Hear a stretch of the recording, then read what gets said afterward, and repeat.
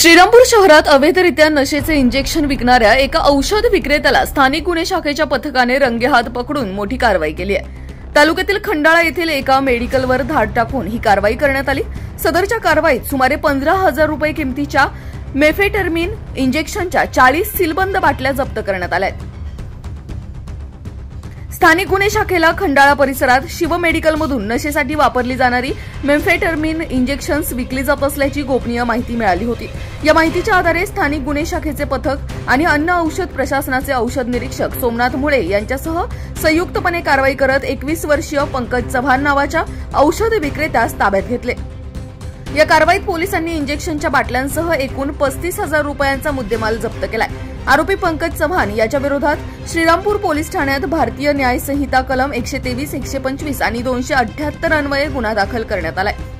नशेचे इंजेक्शन विकून युवा पिढीला नशेच्या जाळ्यात ओढणाऱ्या या गंभीर प्रकारामुळे आरोग्य विभागाने कठोर भूमिका घेतली आहे। अवैधरित्या शेड्यूल एच किंवा इतर प्रतिबंधित औषधांची विक्री केल्याप्रकरणी संबंधित मेडिकलचा परवाना कायमस्वरूपी रद्द होण्याची दाट शक्यता आहे।